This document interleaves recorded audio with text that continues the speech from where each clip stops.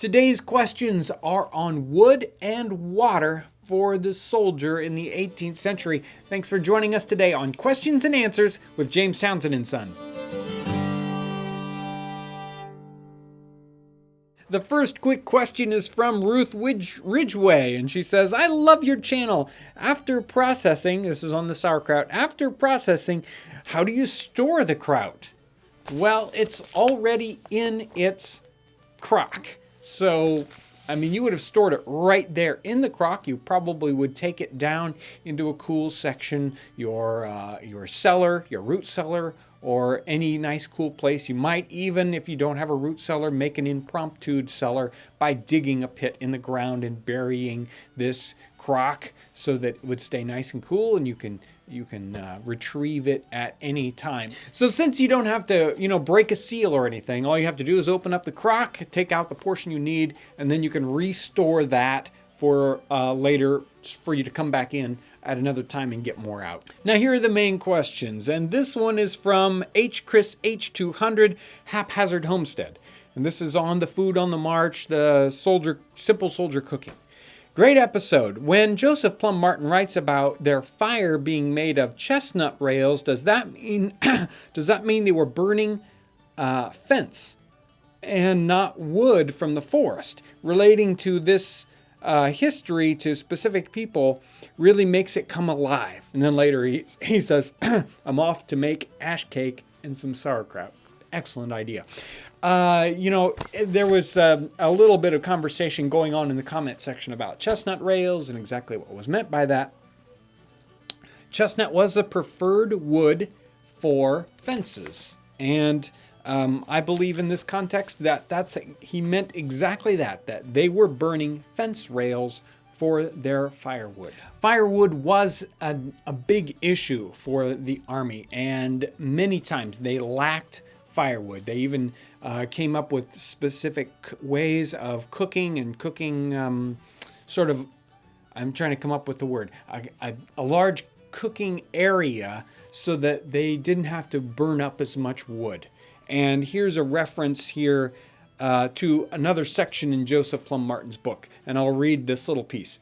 In the first part of the month of November, I was sent down the river about 5 miles with 15 men to cut wood for our winter's use.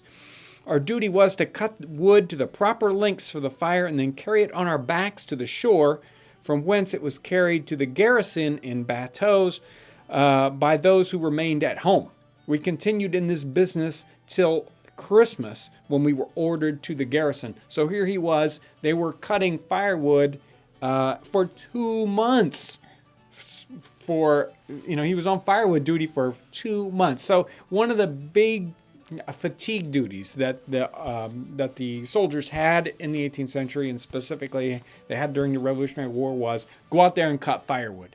And they had to travel 5 miles to where they could go and cut firewood. So you know that it was an in-demand thing, and many times around forts you would find it clear cut of woods for a great distance because they'd burn up all the wood for fuel. And here's another kind of related question, and this is on the simple soldier cooking. It's Iris Two Roses.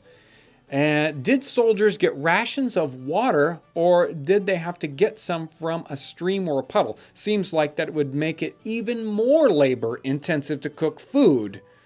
And then she says, can you do a video addressing how they got clean, drinkable water? Well, I don't know that they always had clean, drinkable water, but water was another issue. And many times, even in Joseph Plumb Martin's book, he talks about going down to the stream where they would draw water, but that's also where they did all their dishes and where they did their laundry and where the animals fed.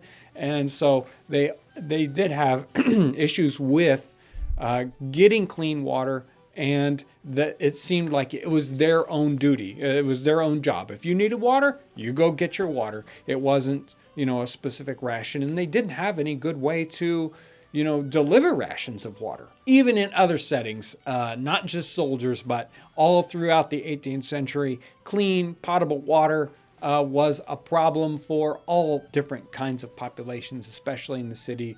That's It's definitely going to be an issue for those soldiers, but it was their responsibility to go out and find it. And many times he complained about having nothing to drink.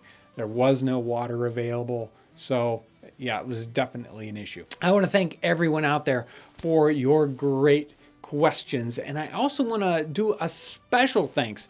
If you're somebody who responded to my email about the questions about our website, making our website better, we're going to really thank you for going and filling out those questions. That helps so much for us to decide just how we want to change our website to make it a lot better for everyone out there. So thank you all for commenting. Thank you so much for your great questions, and thanks for watching. If you're a new viewer and you haven't subscribed, press the subscribe button up here. That'll take you to a spot where you can subscribe. That really is the best way to get notification of all the new videos that are out. I want to thank everyone for watching.